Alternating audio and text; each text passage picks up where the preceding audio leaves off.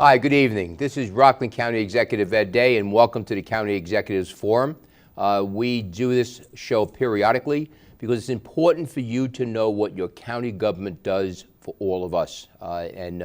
Today we have a special guest who will talk about the services we provide for those who deserve more than we could ever give. We're speaking, of course, of our veterans, those who've gone off to war, served and protected this nation, allow us to assemble and have peace here in this country and county. We could never do enough for them. The least we can do is provide services, and we're going to speak a bit about the shortfalls that we have in services for Rockland County veterans, and in fact veterans nationwide, and what we do to try to enhance services and to try to be able to fill that gap that unfortunately the federal government often does not do for us. What we have here today is we have Susan Branam. She is our Veterans Services Agency Director, and she has an interesting background. You would look at her and never figure out what she did, but she is a veteran, and I think you'd be very amazed at the background that Susan has. But with that, Susan, I want to welcome you to the show. Great to have you. So tell us a bit about your background and how you came, your background in the service and your background professionally, and how you came to county government. Sure. Well, first of all, I'm a country girl from Pennsylvania. I grew up in Shanksville, Pennsylvania. If you're familiar with Shanksville, that's where the 9/11 plane crashed. Flight 93. Yes, I used to sled ride on that hill. Wow. So I grew up hunting and fishing. I went to college at University of Pittsburgh. And I didn't know how I was going to pay for my college. And I took an ROTC class, and they said, "Are you here for the scholarship?" And I said, "What scholarship?" And I was awarded a 3-year academic scholarship. So that's how I went in the Army. My father had been in the Army. My sister was an Air Force vet, so it wasn't a large leap for me. And so I happened to have a professor of military science that had been a Vietnam helicopter pilot. And he said, "You ought to go out for aviation." And so I did. And it just happens to be at that time, 1993 is when I graduated, and they were just allowing women to go into combat aviation. I was in flight school when they opened up combat aviation to women. Wow. So I was third woman to go through advanced combat skills. So it was a fun time. So you were a bit of a trailblazer. A little bit. Okay. It was a lot of fun. I don't like people telling me what I can and can't do. There's a lot of that going around, which is it's a great trait to have. I mean, your predecessor, Jerry Donnell, may you rest in peace. He was known to have a bit of an adverse reaction to authority, but some of the great ones we have here in county government are sometimes the most difficult to manage because they see things in a very direct way, and unless you manage in a certain manner, you never get to see the full fruition of what you can do. So you ended up in county government at some point, obviously. I did. So I served in the Army from 1993 to 2000. I flew attack helicopters, went all over the world, served in the cavalry. I didn't know that I would be wearing spurs and Stetsons, but and they're a little rough crowd, but I seemed to fit in well. So until I got injured and then I was medically boarded from the Army. And to be quite honest with you, I had some medical problems. I was medically boarded, and I think probably about 2 weeks before I was going to get out of the Army, I was diagnosed with malignant melanoma with the Army. And so my Army doctors wanted me to stay in, and I said, no, that's all right. I'll just go down the street to the VA. Right. Got out of the Army, went down the street to the VA, and the VA said, "We're not going to cover you until you have your decision." Took a year. I got out of the Army with a lot of other medical concerns and a recent cancer diagnosis and no health care for a year. Some things you don't forget. Mm-hmm. So I got my rating decision, and I went away and was quiet because I was a good soldier. I was going to suck it up and do what they told me. And that's when, a couple years later, I met Jerry. And I wouldn't even come into the office. I talked to him on the phone. And he finally told me, because he was an amputee, he said, "Do you understand, lady, that I get around better than you do?" And I was like, wow. Then it started to dawn on me how bad, how many disabilities I had. Right. So I started filing my claim, and Jerry helped me, and I was very annoying because I'd call Jerry and say, "Well, the VA did this, and they sent me this, and why are they doing that?" And I just probably annoyed the heck out of him until he called me one day and he said, "Would you like a job?" So that's how I became, that's how I came into the office. And I got to admit, I'm amazed that I get paid to help veterans every day. Well, it's an incredible opportunity. And people always asking about who we bring on to lead this organization and what we look for in those people. And you just told the tale that I think the average person watching this show tonight understands exactly why I chose you to do what you're doing, especially after such a tragic loss of a legend. Jerry was certainly a legend to the veterans community and to the county of Rockland. But you touched on some frustrations. I like to think that when you went to Jerry about the issues with the VA, you might have motivated him even more than he's already motivated, because Jerry was a stalwart when it came to fighting the battle for our local veterans, and our local veterans absolutely know that. I've been up to the VA with him, Castle Point, with some of the issues that were going on with transportation, most notably. But people know the veterans, the VA, the Veterans Administration. They don't really know, I don't think, the Veterans Services Agency of Rockland County. Could you talk a bit about the VA, some of the frustrations, which you've started to detail, and the differences between the Veterans Administration and our Veterans Services Agency here in Rockland County? I'd be glad to. First of all, the VA provides medical care, but they also provide other benefits like compensation and burial benefits. Right. It is not an easy system. It's a huge bureaucracy with a lot of paperwork, and if you call them, they'll be happy to send you tons of paperwork that then you're expected to sort through and figure that out on your own. So as a county employee and as a veteran, what I do is, first of all, I'm a veteran service officer, which means I'm accredited with a local veterans group and with the VA. So the VA, that's important, obviously, yes. because we can't provide services legitimately unless we have that. No, so that allows me to take a power of attorney for a veteran and to assist them in filing the claim from start to finish. I'm able to access the VA internet website and tell them, exactly what's going on. I can look at exams and the doctors from the VA, all the notes that the VA does. I have access to that as if I would be a VA employee, but I'm not. And so I have to stay trained and up on everything that's current. I take training courses from lawyers to understand how to win arguments for veterans. But I also help with other things. If the veteran is homeless, I connect them with services to see what they're eligible for. If the veteran wants to use GI Bill or education benefits, again, I connect them with services. If they're having problems with medical issues, I can also help with that. So I have a working relationship with the VA, but yet I'm not the VA. Right. And we've had, one of the frustrations that I know was shared by your predecessor and by you was the ability to identify those who served and came home.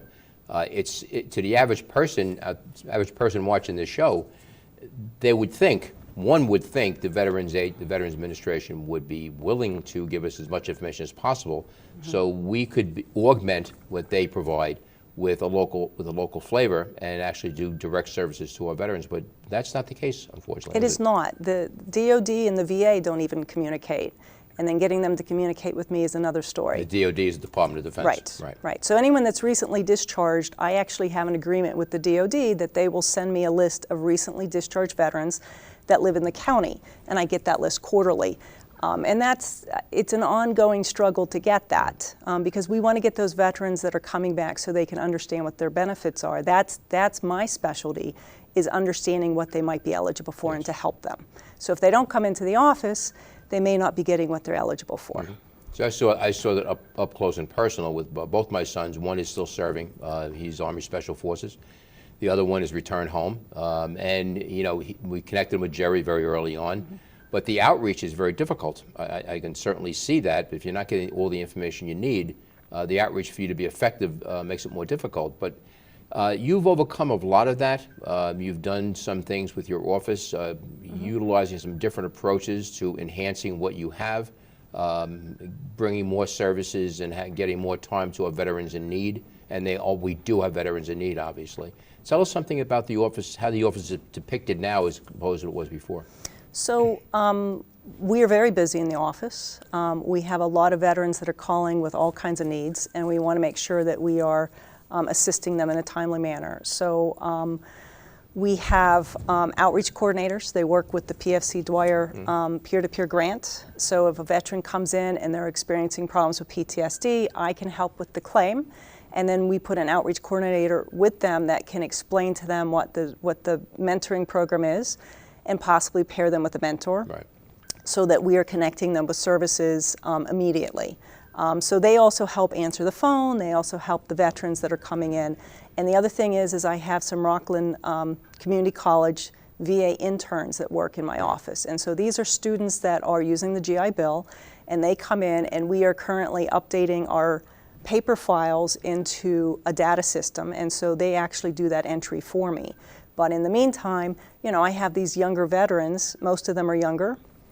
Some of them are sometimes 24 or 25 years old, and I get all the time from a lot of these younger guys that they don't want to do paperwork. They don't want to answer phones. They're not secretaries.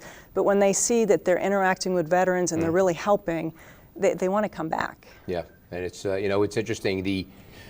What you brought to the table here is that interaction with our community partners, and you mentioned Bridges. A little story which we'll share with the people at home that. A couple of years back, the VA, I remember going up to Castle Point with Jerry and with a lot of veterans about the fact that they were not providing transportation, were not supporting transportation for our veterans to get medical help, oftentimes medical help because of wounds they suffered serving our country. And this was up in Castle Point, and it took about an hour and change to get up there by car. Now, if you don't have a car, if you're a World War II veteran, how are you going to navigate this? So we had a bus system here. The funding eventually disappeared, and we were able to get a grant, and Bridges partnered up with us to provide transportation for those veterans. Now, the ability for a government to pivot is not known as a strong point for government, but I'm very proud of this organization we have here in Rockland County because we do pivot rapidly. And what happened, the funding was a grant funding by the community development funds, and that expired. It's usually a one-shot deal. So the fear that rang out through the veterans community very quickly was that we wouldn't have this transportation. Now, what of course we must not lose sight of, and this is the part that frustrates me as a military dad in particular, is that the federal government was very quick to provide transportation for our fighting men and women to get them to a combat zone. It frustrates me to wonder, if you are so rapid to send them into harm's way, why is it so difficult for you to commit to making sure that our heroes are able to get medical help, oftentimes for the wounds they received serving this country? Most people, I know the average person is probably shaking their head out there right now saying, that makes no sense. Exactly. But what we did is when this came to our attention from Bridges, you and Commissioner Mike Leitzis from our mental health commissioner, both reached out, and you were able to find the monies necessary in order to fill that gap so there'll be no cessation of services. But this was monies that we were able to find here and locate in the Rockland County budget, which is obviously very tight all the time. But we all know here in Rockland, whatever we need to do to help our veterans come back, reacclimate, sometimes get well, they need housing. There's so many needs that, there was a phrase that your predecessor used before. He says, nobody goes into combat and comes back the same. And if people stop and think about that, they think about the horrors that they see being deployed and being in a combat zone, and then come back to Main Street and say, hey, just be normal. Normal often disappears. And there's one thing that most people will be shocked at when they hear the number. Right now, we lose, on average daily, 20 members of the armed forces to suicide. Yeah. 20 members, and it has actually gotten a little better, scary to say, because it was 22. But to think about losing 22 fighting men and women who put their lives on the line for us when they come home because they just can't find a way to acclimate or reacclimate back to being stateside, it is a significant challenge. And I'd like you to talk about a few of the steps that you've taken, including, what resources do you look at? Obviously, we have a mental health commissioner, but what are some of the resources that you have or you've been deploying in order to help our returning veterans? We take it very seriously because what a veteran goes through, and then for them to come back and to take their own life, is just not acceptable. Right. And I think that a lot of times what happens is they feel they're alone.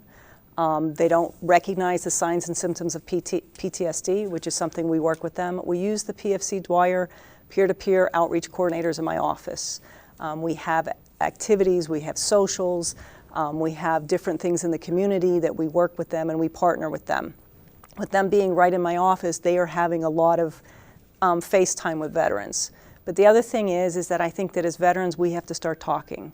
And I just wrote an article about how there's a culture that we don't speak about. That I know as an Army aviator and as a female pilot, I had a plan as an aviator because I couldn't be captured. Right. So when you talk about having that plan, that's training. And that's making peace with death at a very early age. That I knew I might go out on a mission and not come back, and if I had 15 rounds in my weapon, 14 were for the enemy. Right. So when we talk about those types of plans, do we have a plan to survive when we get out? And we're still, if you are, again, I never served the country in uniform. I served with the NYPD. Which is a different uniform. A different kind of uniform, but a different combat zone also back in the day when I was there. But you mentioned something interesting. You had a plan, and that plan could actually, you could actually compromise yourself with that plan, because now you're in the throes of depression, having difficulty acclimating, and you go back to your plan, and that plan. It's like muscle training. Yeah. And we go back to that. So are we talking about that as veterans? Or when we see that number 20, it's just too much. But are we talking about why it's that much? Right. And it's not just PTSD. It's not just not feeling that you have support. It's about training and culture and secrecy in our societies. There's an elephant in the room that we're not talking about, and we've got to start talking. And we heard the same thing in the NYPD with the organization called PAPA back then. Familiar with it. Yep. And they try to break down those same barriers. But you mentioned the Joseph P. Dwyer initiative, the program, and that's from Bridges. Yes. And that's, again, one of our community partners. Just speak a bit about the origins and what that brings to the table. So the idea was PFC Dwyer was a combat medic, and he served in Afghanistan. He had a picture on the front of Time magazine. He was carrying a wounded Afghanistan child, and any service member that's dealing with wounded children, that's a lot of trauma. I have that hanging in my office, yeah. And so he came back. He's actually from New York, and within a short time of him being back and out of the Army, he committed suicide. So it's a state grant that comes through the county. We have a partnership with Bridges. They handle the Dwyer program, but they work closely with me, and they do a lot of outreach in the community, education, and they're really providing mentors. So they train mentors that then we pair up. If a veteran says, and I just ask a veteran, do you think you could use a battle buddy? And if they say yes, then we sign them up in the program and we pair someone with them. And it's just someone that meets them. It's not therapy. It's just someone that checks on them. Right. You meet for coffee, and then if just making a connection. Because a lot of times what I find with veterans is that we don't have other veterans that are here locally. Right. We know people all over the world, but how many do you know in this area? Yeah. And having another veteran that you can just talk to about anything, and you don't even need to talk about your issues with them, just someone you can connect with. And this is why it's so front. We spoke earlier about how difficult it is to identify these veterans. This is why we are so focused on trying to identify them, so we can outreach, bring them in. They can be part of this program. But if we don't find them, they are not going to know about the availability of these resources. Now you have also, I think, a Veterans Choice, a Vet's Choice also. Are you talking about the VA's Veterans Yes. Choice program? Right. Well, that is for health care. Right. And I've been very hopeful because I keep seeing that Veterans Choice is changing. Right. And actually, February, Veterans Choice is going away, and they're calling it something different, which they're still working on this. And so the idea is to give more access easily for veterans to get health care. What I'm seeing being implemented is we're not quite there yet. Okay. So a lot of our problems with transportation maybe would be taken care of a different way if, for example, I have to get an x-ray. I can go see the clinician that's in New City. We have a clinic here in New City. But if I have to get an x-ray, they're going to send me to Castle Point, which is about an hour and 5 minutes away, where there's plenty of x-ray facilities in Rockland County that if they would allow me to go get that x-ray and bring it back, then we don't have the problem of transporting me to Castle Point. We are talking logic. And before we came on this show, we were speaking about Walgreens. And, yes. Share this with the audience, because it's, again, one more thing people will be scratching their head with when they hear it. So I read in my VFW magazine that, and I've known this for about 2 or 3 years, that the VA's partnered with Walgreens to provide flu shots. And I thought, great, because, you know, for someone that works, a lot of our veterans do, how do you make it over to the clinic that's open 8 to 4:30? Sometimes that's a big stretch for us, or it's an inconvenience. So if you go to Walgreens, they're open, you know, a lot of hours, weekends, it's much more convenient. So the problem is that there's a national contract, but my understanding, which I'm going to check on, is that there's not a local contract. Right. So our veterans in our area are being told, if you can't make it to the clinic, go to Castle Point. Right. So two soldiers side by side overseas in a combat zone come home. One settles in New York, one settles out in Indiana somewhere, and he or she wants to get a flu shot, and one can go to Walgreens at 8 o'clock at night after work, and the other one has to take time off from work, which obviously doesn't work well with their boss. And that happens a lot. Right. We're seeing it a lot. So that's one of those things that, again, my office helps veterans with. And if I know there's a problem, believe me, I run it up the chain of command at the VA, and we try to get solutions. But there's a systemic issue here. That is the VA going to be a total health care provider or not? Right. And they need to decide, because you know what, we're demanding convenience. We've got all these younger veterans, they're working, they have families, and we can't always take time off from work to do these things. Yes, absolutely. Now we'll also, I made an allusion early in the show when I introduced you that people would be surprised as to what you did in the service, and you're an Apache fighter pilot. Yes. That probably got some people's attention. But we do have, obviously, men and women serving in combat. We have for a while. But it's a leap sometimes that people don't understand that. But there is a women's veterans group that you've been trying to put together. Yes. Tell us a bit about the efforts with that. What I noticed when I took over about a year ago is that we know that about 10 to 15% of the veteran population is female. But when I see people coming in the office, I'm not seeing 10 to 15% being women. So then I started scratching my head and said, where are they? Well, they're here, but they don't identify themselves. And many times women veterans, if you say, are you a veteran, they don't identify as a veteran. They don't know what services they're entitled to. They don't know they might be eligible for VA health care. Right. And a lot of times they're not filing claims. So how do I find them? So I was lucky that RCC had a large number of female veterans last year. They had 20 in one term. And so we had the first ever women veterans luncheon at RCC. And I came, and there was about 12 women there, and I started asking them, how many are in VA healthcare? 0. Right. How many of you filed a claim? 0. Out of 12 veterans, how many of you know another veteran? 0. Right. And all these things can contribute to a lot of negative consequences and negative outcomes for our returning veterans. And we know that women veterans are more likely to have problems with unemployment, homelessness, and suicide rates for women veterans are much higher than the male veterans. So these are women that are not being connected with services, don't know how to connect with each other. So I said, well, how do we start?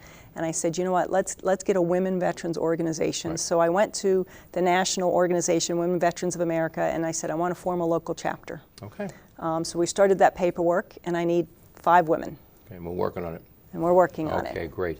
And we'd like to close up with something we're doing right now here in Rockland County. Most are aware of the fact up in Haverstraw Bay County Park, we have the 9/11 memorial up there. Every September 11th, we do a service, first service of the day in Rockland County. Very, very impactful day. We have the families come up and remember, and we support those families. The decision was made to create, which we believe may be the first such memorial in the state, to remember and commemorate those who served in the war on terror in the armed forces. That will be right across the other side of the parking area, right opposite the 9/11 memorial, which we thought was perfect because those men and women went to fight because of the attack upon our country just some 30 miles away from we here in Rockland County. So, we have that coming up, but we just tell us a little bit about that quickly, about how it's going to look. And first of all, it's going to be beautiful. Yeah. I was there 2 weeks ago, and it's really coming along quite well. And about 3.5 years ago, some people got together, Military Order of Purple Heart, They started the process. They knew there was a need. And then the county got involved along the way. And so it's been a long process. Right. It's to honor those that we've lost in combat. I just got a call today. We sent out invitations. One of the family members that their family member is going to be on the wall called crying, Right. Yeah. happy about this monument. And it's important to know that we decided very early on how we were going to do this, and we made sure the committee that was putting this together were veterans who served in that combat theater along with the Military Order of the Purple Heart.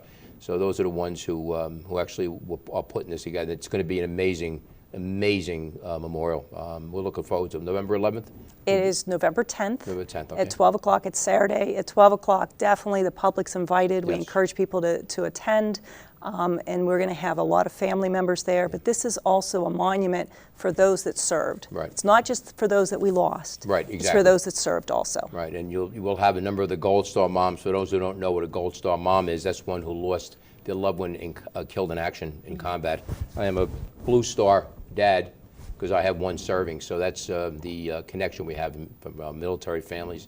And it's going to be a very special event. It really is. I'm so looking forward to it, and I want to thank that committee. Again, who knew what it was like and put their heart and soul into this effort.